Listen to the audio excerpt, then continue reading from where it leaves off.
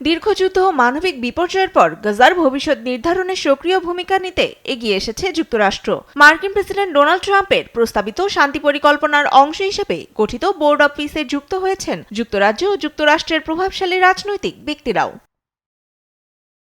Board of পিসের প্রতিষ্ঠাতা সদস্যদের তালিকা প্রকাশ করেছে হোয়াইট হাউস। এ বোর্ডে যুক্ত হয়েছেন যুক্তরাষ্ট্রের পররাষ্ট্রমন্ত্রী মার্কো রুবিও ও যুক্তরাজ্যের সাবেক প্রধানমন্ত্রী টনি ব্লেয়ারও। গাজা যুদ্ধের অবসান ও যুদ্ধ পরবর্তী প্রশাসন ও পুনর্গঠন প্রক্রিয়া তদারকির লক্ষ্যে বোর্ডটি গঠন করা হয়েছে বলে জানায় ট্রাম্প প্রশাসন। 1997 থেকে 2007 সাল পর্যন্ত যুক্তরাজ্যের প্রধানমন্ত্রী ছিলেন টনি ব্লেয়ার। 2003 সালে ইরাক যুদ্ধে যুক্তরাজ্যের অংশগ্রহণের জন্য তুমুল সমালোচনার মুখে পড়েন তিনি। পরবর্তীতে ক্ষমতা ছাড়ার পর ফিলিস্তিনে অর্থনৈতিক উন্নয়ন ও ফিলিস্তিন ইসরায়েল ইস্যু সমাধানে কাজ করেন। তবে ইরাক যুদ্ধের ইতিহাসের কারণে গাজা ইস্যুতে তার অবস্থান বিতর্কিত হতে পারে বলে সতর্ক করেন যুক্তরাজ্যের বর্তমান স্বাস্থ্যমন্ত্রী ওয়েস স্ট্রিটিং।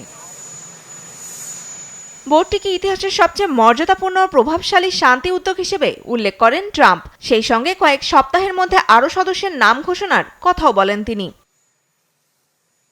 ট্রাম্প নিজেই এ বোর্ডের চেয়ারম্যান হিসেবে দায়িত্ব পালন করছেন। বোর্ডের প্রতিষ্ঠাতা নির্বাহী সদস্যদের আরও রয়েছেন ট্রাম্পের মধ্যপ্রাচ্য বিষয়ক বিশেষ দূত স্টিভ উইটকফ, ট্রাম্পের জামাতা জ্যারেড কুশনার, বেসরকারি ইকুইটি প্রতিষ্ঠানের প্রধান মার্ক রোয়ান, বিশ্বব্যাংকের প্রধান অজয় বাঙ্গা এবং যুক্তরাষ্ট্রের জাতীয় নিরাপত্তা উপদেষ্টা রবার্ট গ্যাব্রিয়েল।